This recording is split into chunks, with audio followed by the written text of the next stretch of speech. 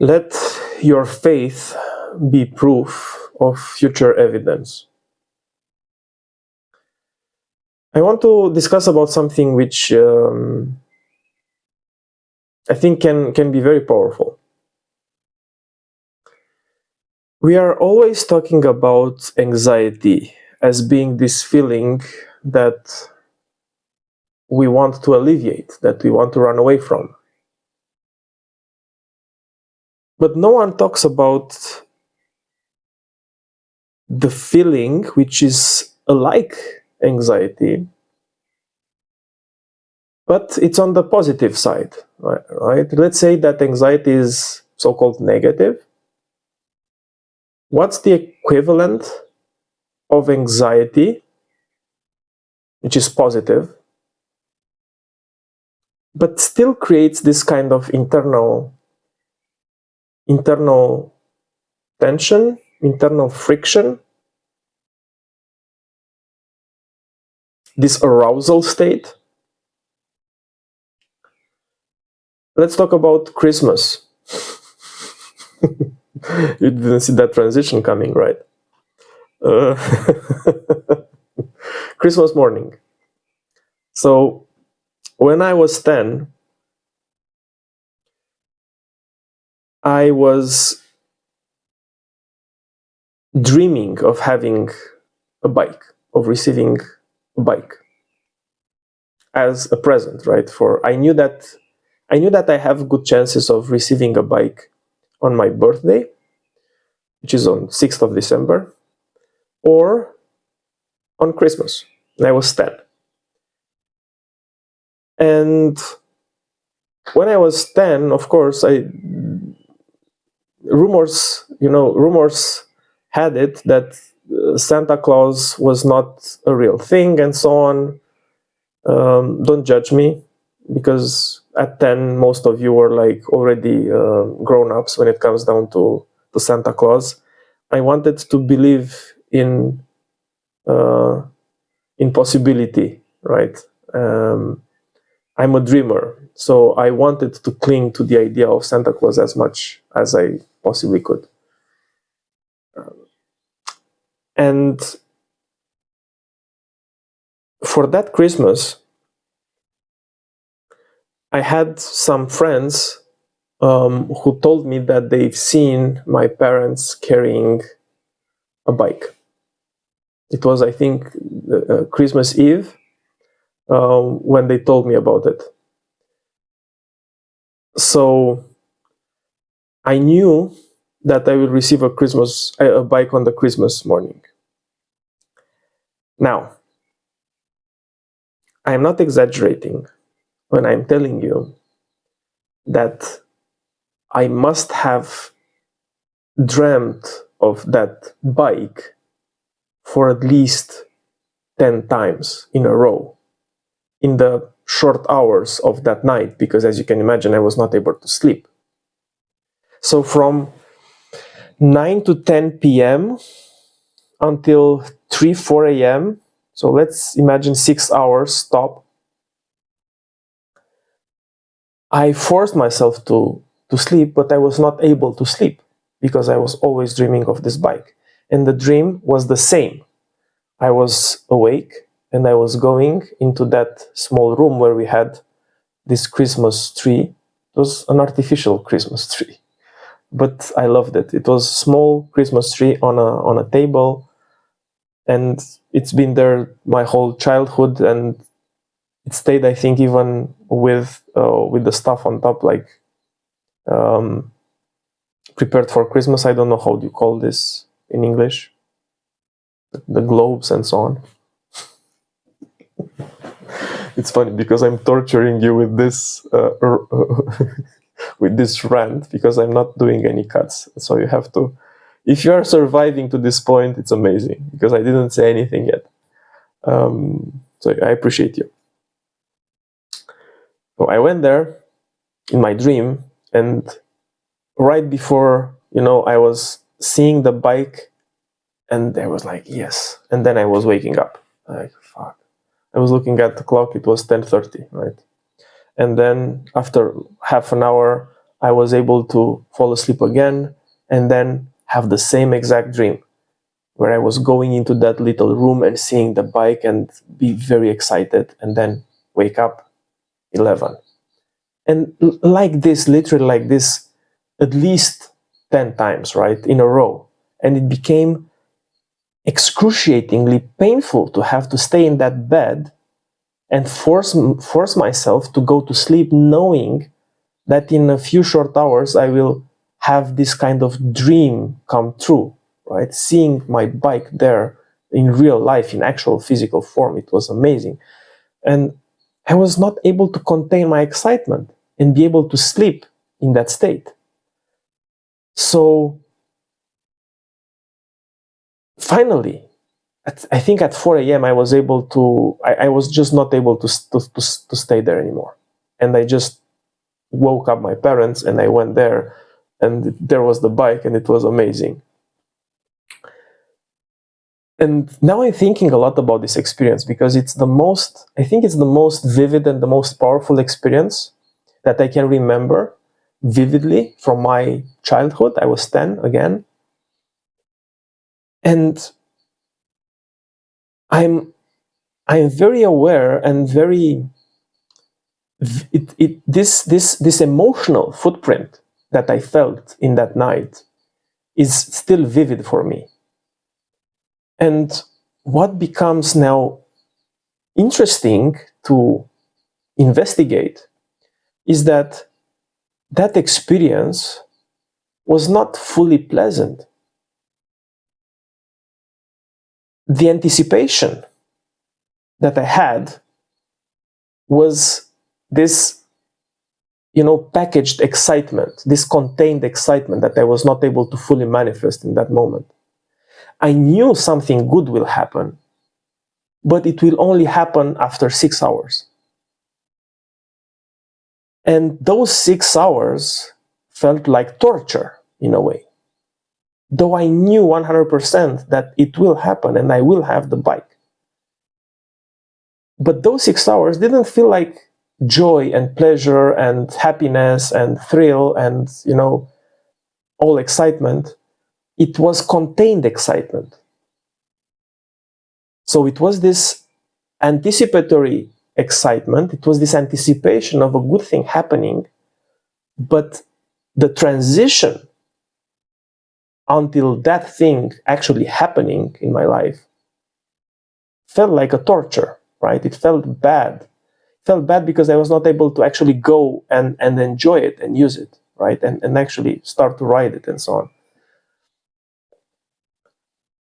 And I think it's worth investigating if maybe you can actually take ownership of that kind of state, of emotional state that you might be experiencing today, especially when you're in pursuit of a purposeful goal.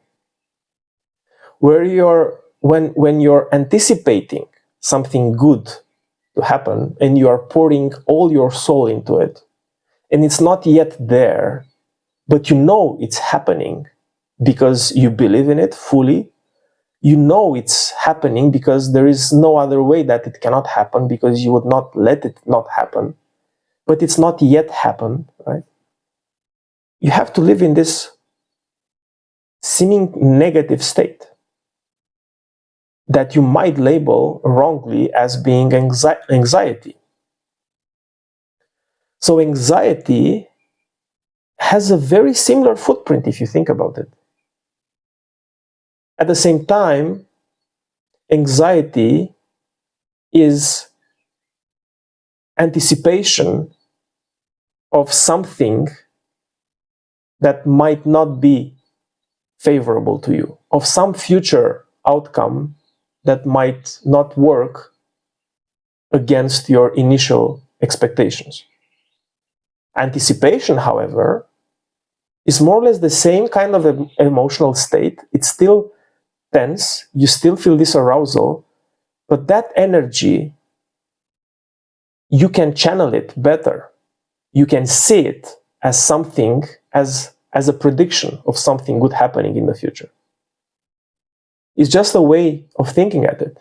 Anxiety has this negative footprint, this emotional state, you label it as being negative, and forces your thinking in a negative way. It forces your thinking in anticipating negative outcomes in the future. While anticipation gives you more or less the same emotional footprint, but you are projecting future outcomes which are favorable to you. So with anxiety, you are wasting this precious energy that you could otherwise consider, positive, on the back of anticipatory excitement of something good happening. You're wasting in anxiety precious energy on imagining a future where that thing might not happen. And I encourage you to investigate that energy, because if you are anxious about something, you have something to work with. If you have anxiety, you have something very important as raw material. That kind of raw energy that you have, it's pure, fuel for enabling you to do whatever you have to do in order to achieve your goals. And it's just a matter of labeling. Instead of saying this is bad, I should not feel this. Why am I feeling this? I'm feeling this because I know something bad will happen.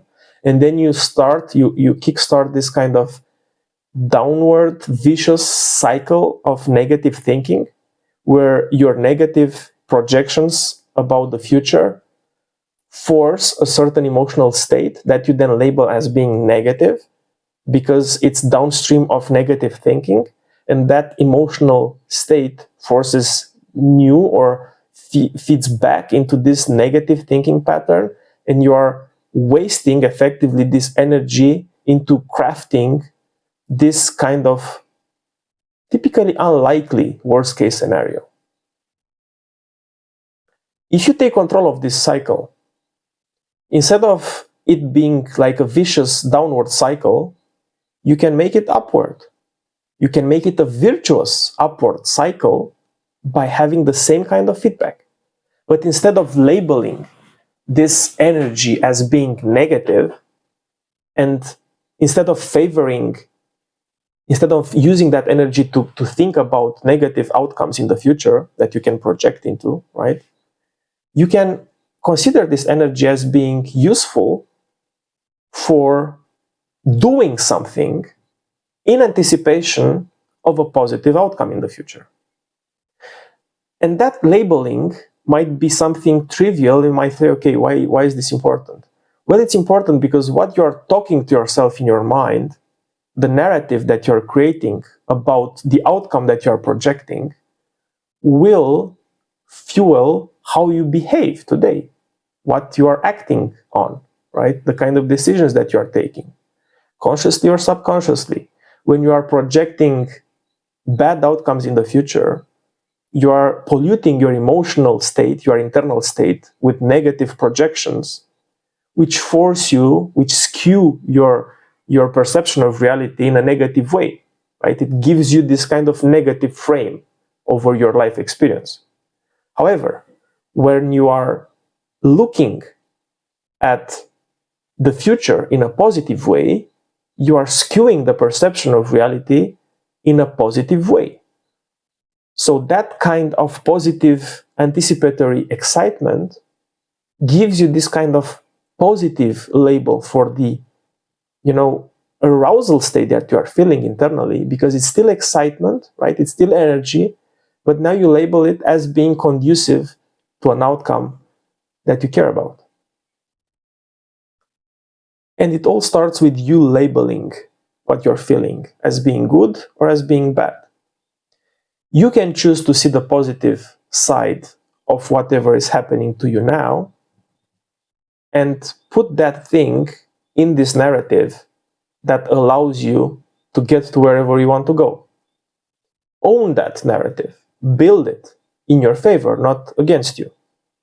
Create a narrative that works for you, not against you. Now back to this anticipatory excitement.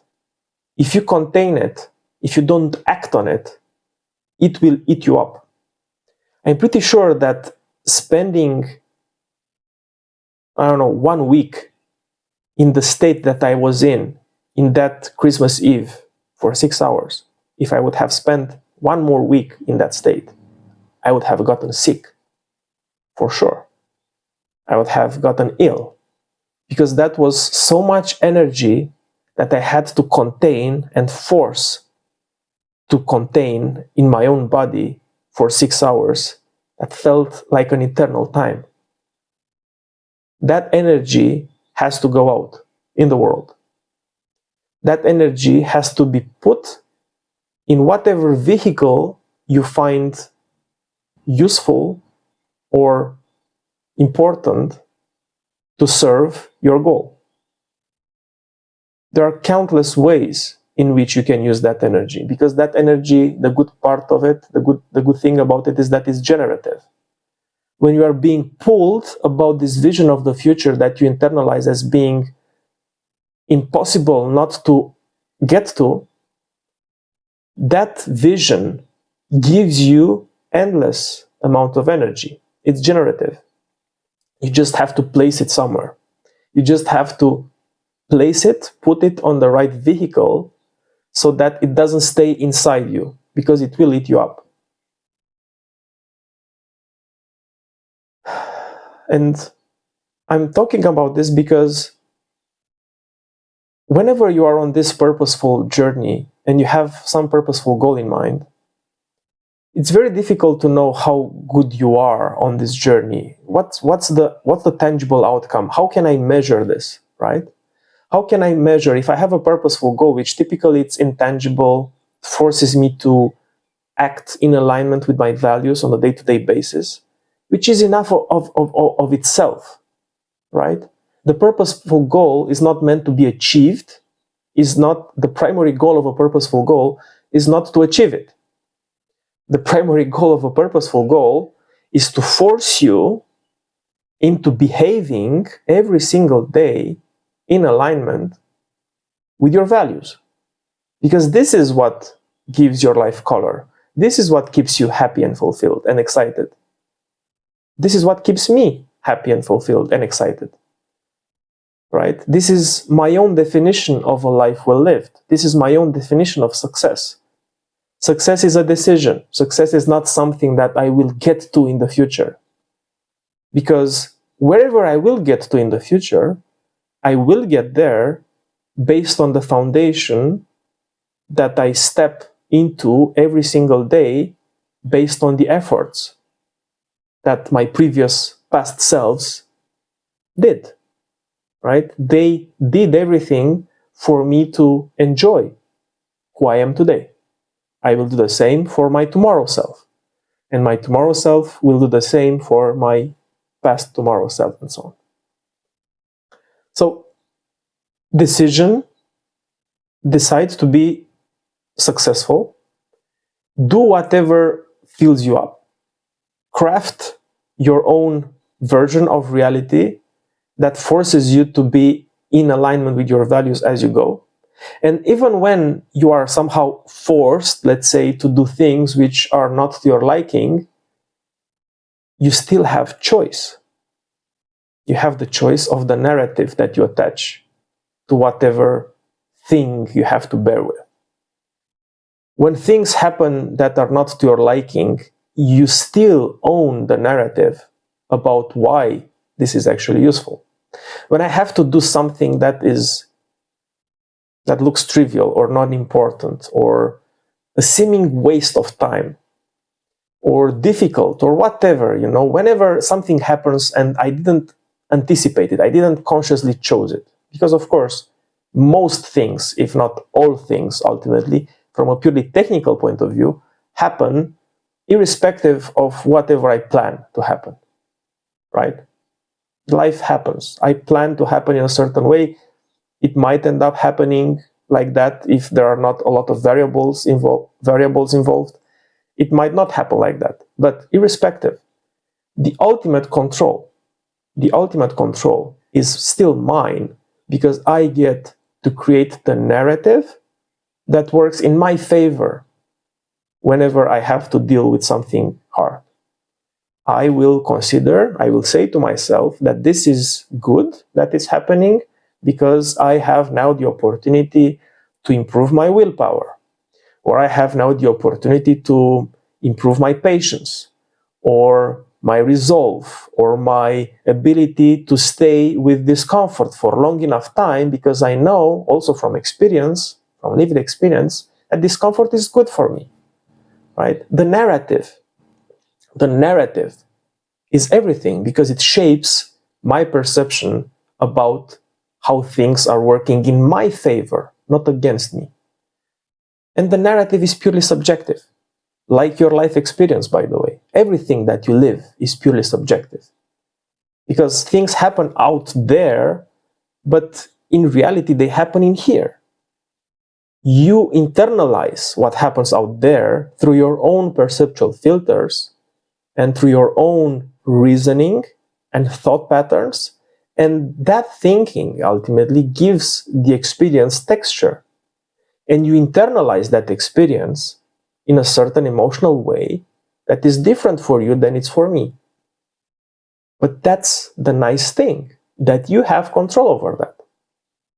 You can decide for yourself that what will happen is an inevitable positive outcome based on my own resolve, based on my own commitment, based on my own ability to act, based on my generative energy that pulls me forward.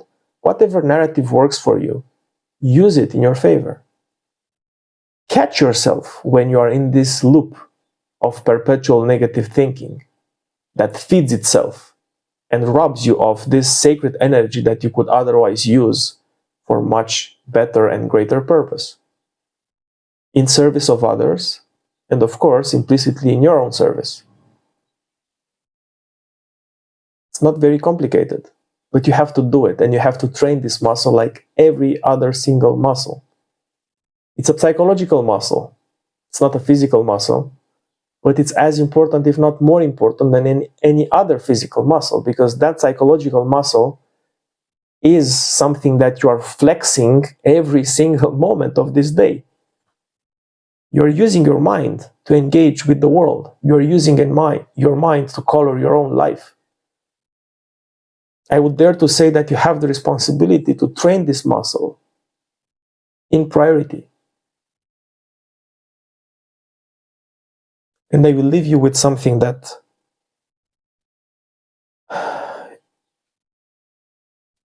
it just popped into my mind when I was having some sort of a seed of anxiety about what will happen in the future, what I should be doing. There are some things happening in my life, and I didn't know, I don't know how they will unravel, what will happen, how, and there are some pieces there that I have no control over. And like any other human being, I have this tendency of starting to overthink about it and have some negative projections, right? And then I remember this anticipatory excitement. This anticipatory excitement in which, if I'm now thinking about my current situation, I am still somehow, contained, because I don't know how much I have to stay in this state until I will see actual results on the outside. I don't know how much I have to stay in this state until I get to see my bike, right? But what I know is that I will see my bike. And the fact that I know that I will see my bike is what gives me peace of mind. And now, with my mind of a 37-year-old man, I can appreciate the fact that I know my bike is there and I will get it. And I will not contain, my excitement and my energy, and I will not waste it and turn it into anxiety when it's actually a generative energy. It's purposeful energy. It's anticipatory excitement. It's sacred energy that allows me to actually do whatever I need to do in order to get to that sacred place. And I honor that arousal state, which if labeled wrongly, I might be tempted to label it as anxiety, but because I know that I own the narrative, I label it as excitement, as anticipation. And about the little statement that it popped in my head. Let faith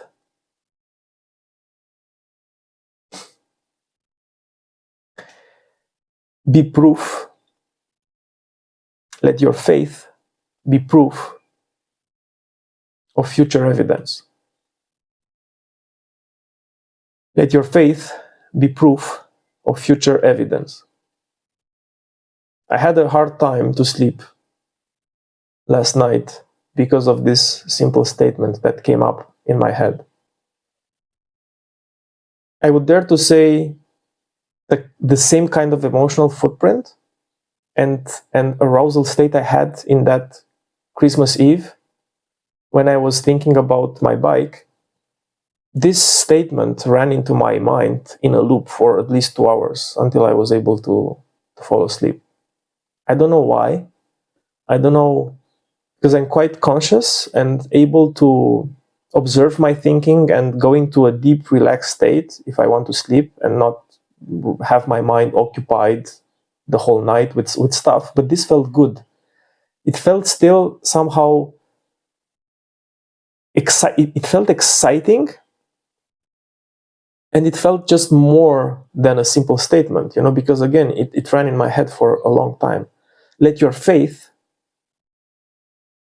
be proof of future evidence, to the point of actually ordering on Etsy like a picture that I will put it on the wall to frame this exact statement. Let your faith be proof of future evidence.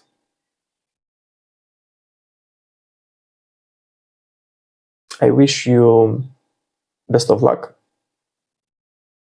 and happy exploration.